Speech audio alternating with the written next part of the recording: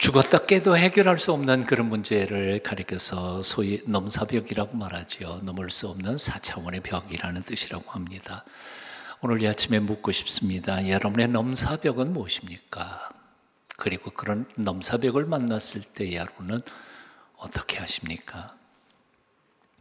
넘사벽을 만나면 대부분의 사람들은 도전하기보다는 도망한다고 그럽니다. 학생들은 시험에 대한 스트레스로 게임방으로 도망가고 어른들은 술집이나 도박장으로 도피한다고 합니다. 학생 시절에 제 친구는 시험 일주일 전부터 성경이 그렇게 재미있다 그래요.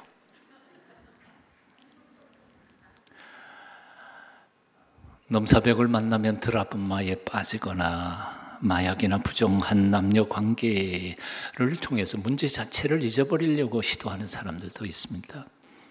하지만 그렇게 문제를 회피하는 것은 오히려 문제를 더 복잡하게 만들 때가 더 많습니다. 가정은 깨지고 사업은 망하고 건강도 인생까지도 다 망쳐버릴 때가 있습니다. 다시 한 번 더 묻습니다. 요즘 여러분은 어떤 넘사벽을 만나고 있습니까? 그리고 그 넘사벽 앞에서 여러분은 뭘 하고 계십니까?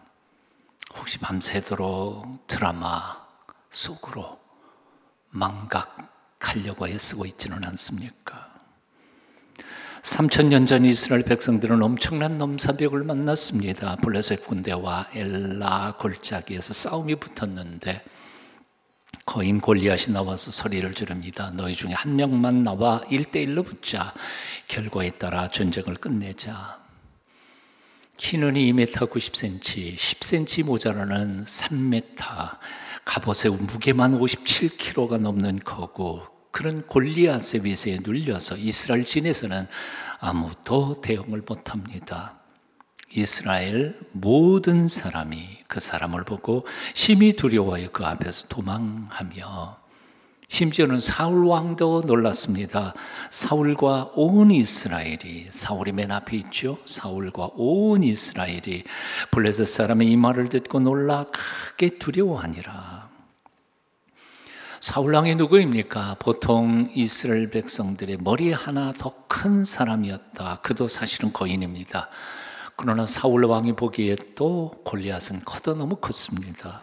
도저히 싸워 이길 가능성이 전혀 없자 그래서 초장부터 그는 다른 부하들과 함께 덜덜 떨며 골짜기로 굴로 숨어 들어갔던 것입니다. 그런데 그렇게 40여일을 일방적으로 밀리던 전쟁터에 10대 소년 다윗이 나타났습니다. 그는 군인이 아니었습니다.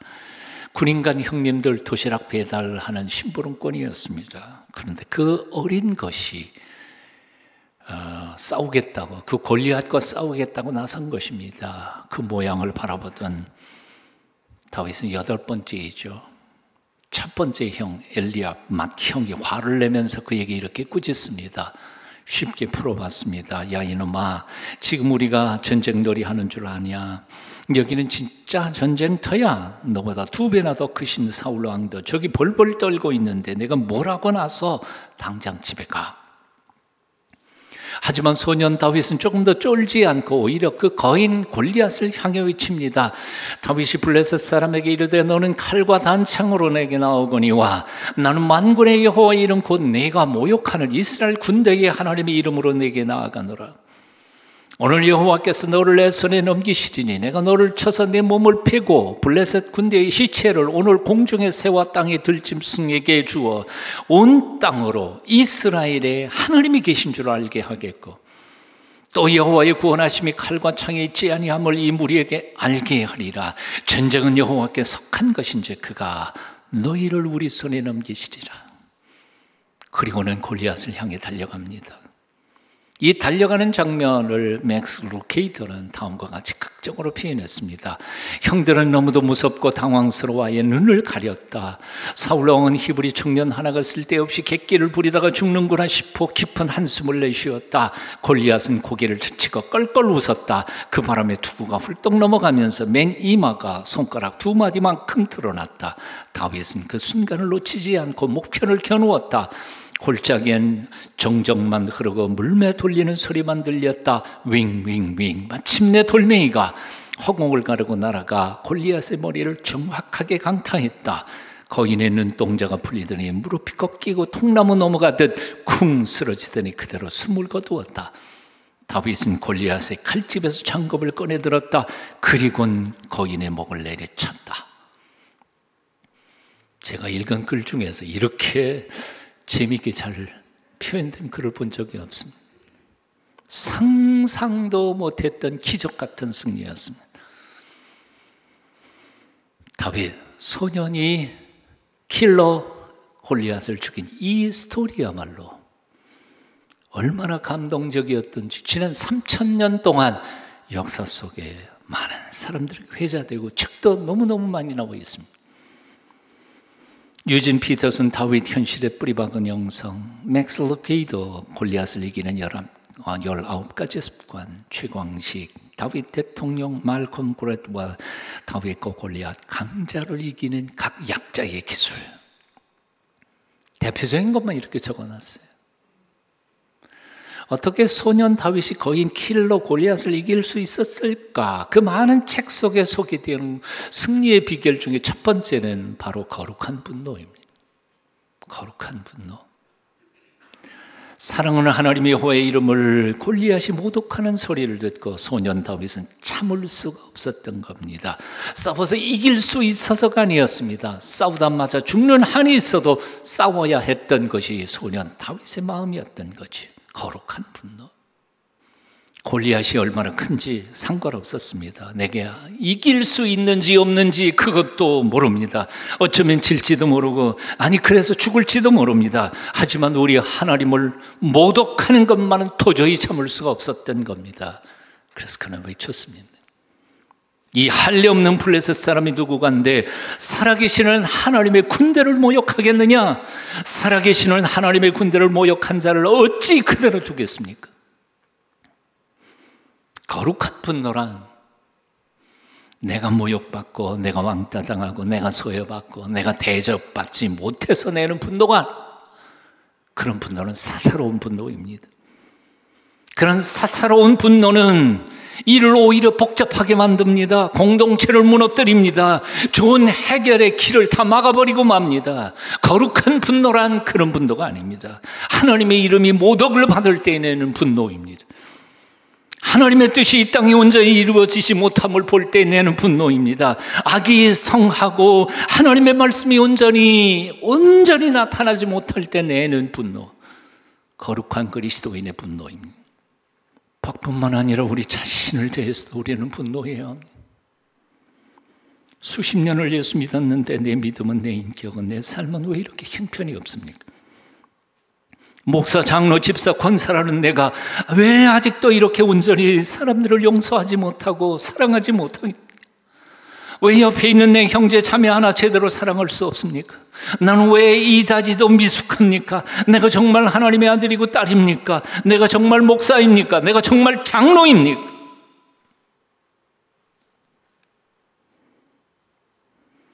다윗은 본래 별 볼 일 없던 시골 목장 주인 이새의 막내 아들이었습니다. 아버지는 형들조차 그 존재를 인정하지 않는 별 볼 일 없는 8번째 어린아이였습니다. 하지만 하나님의 명예를 위하여 거룩한 분노를 발할 때 하나님은 그 어린 것을 들어서 위대한 믿음의 왕국을 일으켜 세우신 것입니다. 그러기에 우리의 환경 조건 때문에 낙심할 필요 없습니다. 심지어는 우리의 나이도 문제가 아닙니다. 90년생이 온다, 그런 글들도 요즘 쓰고 있습니다. 세상마저도 변화를 원하고 있다는 말입니다. 막내라고 배운 것 없다고, 가진 것 없다고, 스펙이 좋지 않다고 절망할 필요가 없습니다.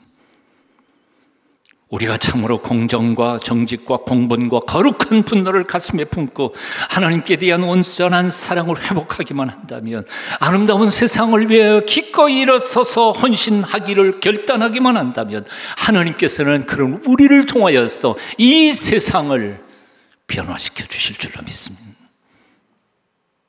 하나님의 이름이 모독을 받는 때에도 굴 속으로 숨어 들어가 발발 떠는 사울이나 이스라엘 백성들처럼 우리가 하나님의 아들이고 딸이라 그러면서 비겁하게 살아서는 안 될 것입니다. 뭐가 무섭습니까? 뭐가 무섭습니까? 소년 다윗처럼 거룩한 분노를 가지고 삶의 현장에서, 직장이나 동네에서, 교회에서 선한 싸움을 싸워가는 하나님의 백성들이 다 되시기를 축원합니다. 소년 다윗이 거인 골리앗을 이긴 두 번째 비결이 있습니다. 물맷돌 던지는 훈련입니다. 다윗은 믿습니다. 기도하고 아무 일도 하지 않은 게 아닙니다. 전쟁은 여호와께 속한 것이라 선포하며 골리앗 앞으로 달려가서 납작 엎드려 하나님 이제 저놈을 거꾸로 때리십시오 하고 기도한 게 아닙니다. 기도는 이미 출발하기 전에 다 했습니다. 이제는 평소 늘 움직이는 사조 고물 때렸던 것처럼 돌멩이를 물매에 걸고 던지면서 하나님의 은총의 손길이 그 돌멩이와 함께 날아갈 것을 기대하며 행동으로 옮겼습니다. 오늘날 너무나 많은 그리스도인들이 말로만 헌신합니다. 헌금도 안 하고 봉사도 안 하고 사랑하지도 않고 경건하지도 않습니다. 그러고도 무슨 하나님의 뜻을 이룬다고요? 성경은 선으로 악을 이기라 명령하셨지만 오늘날 그리스도인들은 그것이 무슨 뜻인지조차도 모릅니다. 그리고 그렇게 훈련돼 본 적도 없습니다. 오늘날 그리스도인들은 너무 성경에 대하여 무식합니다. 말씀대로 살아본 경험도, 훈련된 경건한 거룩한 몸도 없습니다. 세상을 이기려면 세상을 알아야 합니다. 세상 문화가 얼마나 교묘한지, 세상의 악의 구조가 얼마나 함정을 많이 품고 있는지, 어떻게 그 속에서 믿음을 지켜갈 수 있는지, 겨우 지켜내서 살아남는 게 아니라 세상을 뒤집어 바꿀 수 있는지에 대하여 하나님의 말씀을 배우고 훈련하며 연단해야만 합니다. 오래전 크게 사업하시는 장로님 한 분이 혼자 탄식하는 소리를 들었습니다. 요즘 믿음 좋은 사람을 뽑을지 실력 좋은 사람을 뽑을지 고민입니다. 그래서 제가 웃으면서 말했죠. 뭘 그렇게 걱정하세요? 실력 좋고 믿음 좋은 사람 뽑으면 되죠. 그랬더니 장로님이 대답하셨습니다. 그런 청년은 없습니다. 믿음 있는 놈은 실력이 없고 실력 있는 놈은 믿음이 없습니다. 가슴 아픈 이야기 아닐까요? 크리스천 청년들이 실력이 없다는 겁니다. 실력이 없다는 거예요. 동숭의 젊은이 여러분, 제발 공부 좀 하세요. 실력 좀 쌓으세요. 기도와 말씀을 통해 미래를 향한 위대한 꿈을 꾸는 동시에 격변하는 세상 속에서 세상을 변화시킬 수 있는 리더, 실력자들이 되도록 노력해야 합니다. 빌 게이츠가 생각의 속도라는 책을 썼지만 지금은 생각의 속도보다 더 빠르게 세상은 격변하고 있습니다. 날카로운 상상력 연구소 소장이자 트렌드 분석가인 김용섭 씨가 쓴 Professional Student라는 책을 보면 이런 말이 나옵니다. 코로나19 팬데믹이 종식되면 위기가 끝난다고 생각하는가? 그런 생각은 너무 순진하다. 실상은 그 반대가 될 것이다. 팬데믹 이후 오히려 더 크고 심각한 진짜 위기가 시작된다. 팬데믹이 로봇, 인공지능, 자율주행, 자동화를 앞당겨서 당신과 당신의 자녀들의 일자리에 엄청난 영향을 줄 것이기 때문이다. 사실 1년 전, 작년 1월 달에 우리 장로님들과 함께 수련회하면서 4차 산업혁명의 물결에 대한 이야기를 함께 나누면서 고민을 했습니다. 그때 저는 분명히 이 얘기를 했어요. 자동화 한 가지 요인만 가지고도 10년 안에 한국에 있는 직업의 30%가 날아가 버릴 것이라. 그 이외의 요인까지 다 합하면 10년 뒤에 어쩌면 직장 절반이 날아가 버릴 수도 있을지 몰라요.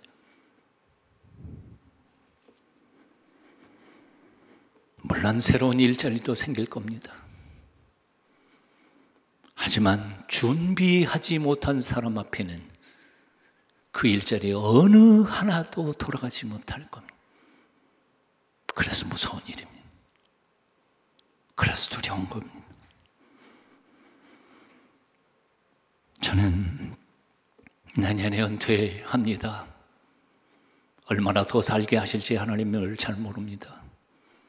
하지만 은퇴한 후 10년, 사실은 다가오는 이 10년이 굉장히 두렵습니다.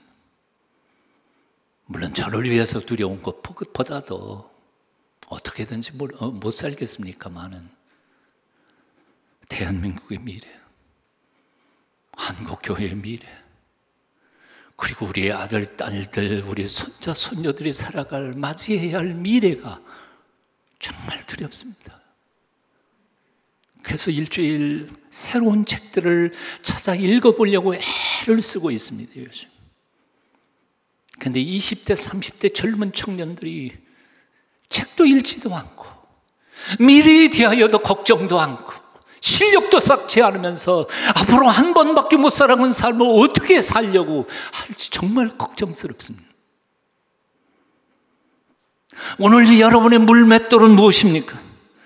하나님이 여러분에게 주신 재능과 지난 경험 속에 여러분들의 물맷돌을 찾아보십시오. 그 물맷돌을 던지는 연습을 시작하십시오. 수십 번, 수백 번이 아니라 수백만 번을 던지는 연습을 계속하십시오.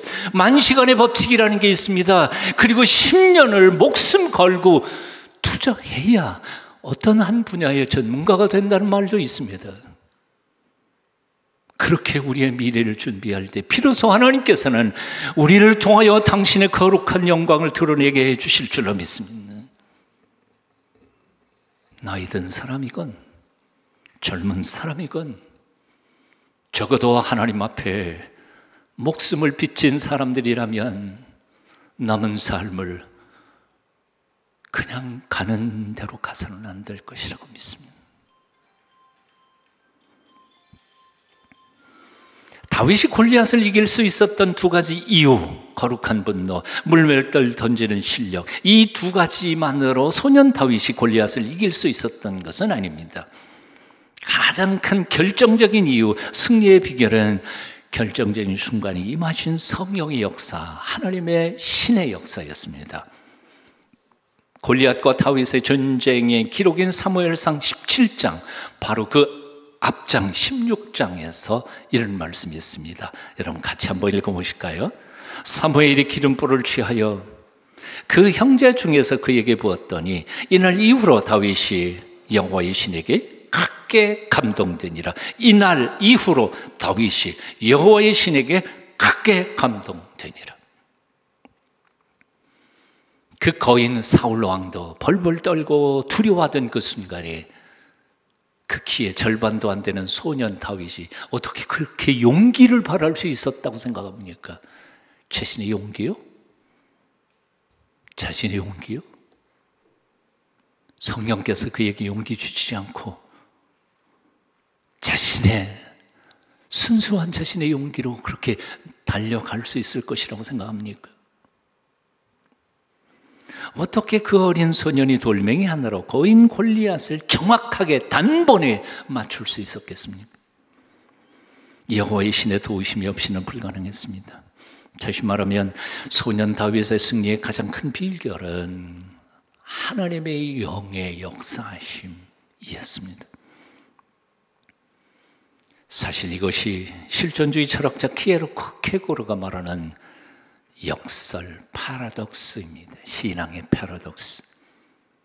인간의 논리로는 설명할 수 없겠기에 여기서 논리는 비약할 수밖에 없고 이것은 바로 하늘로부터 내려주시는 초월적 은혜가 될 수밖에 없는 거지.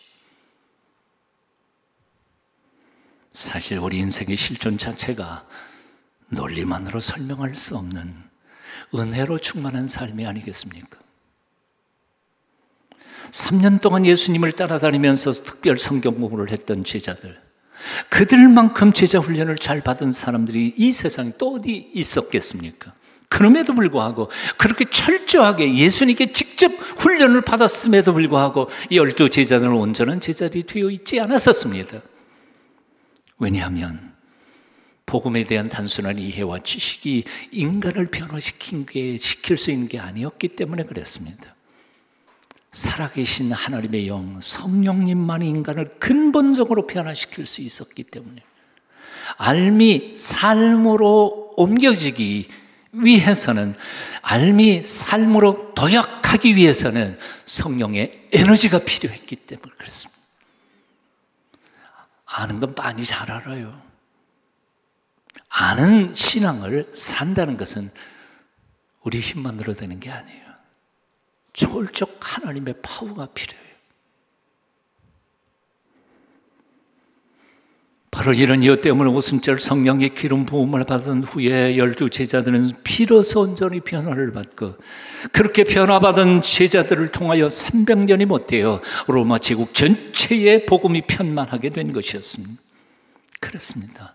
성령님만이 우리를 바꾸어 주십니다. 성령님만이 우리를 온전케 하시고 우리를 통해 골리앗 같은 세상을 이기게 하실 것입니다. 그러므로 성령님의 충만함을 사모하십시오.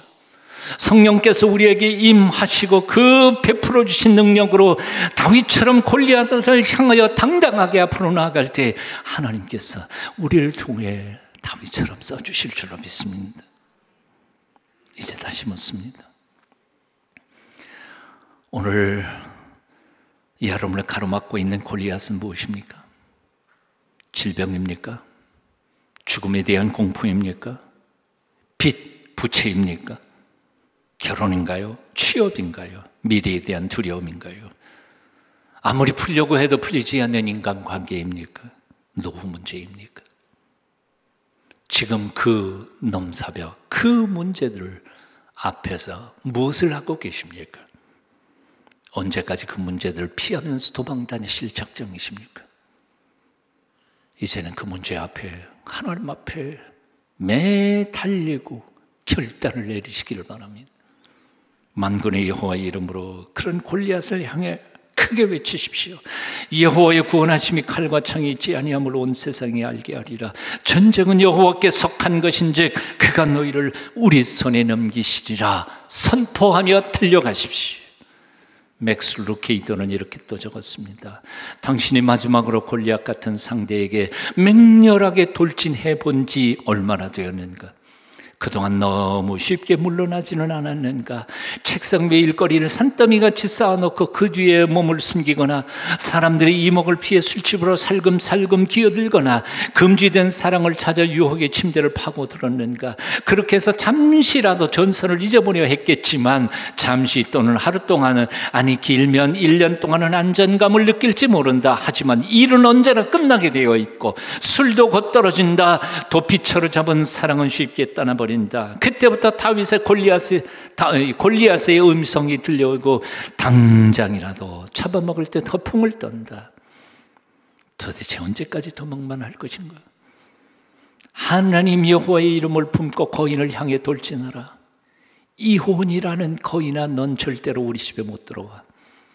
우울증이라는 골리앗아, 평생 덤벼봐라. 넌 날 결코 이길 수 없어.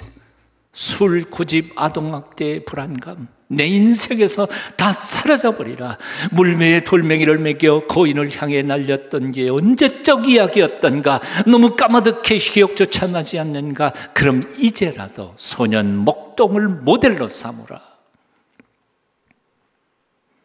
그 뒤에는 제가 적은 거예요.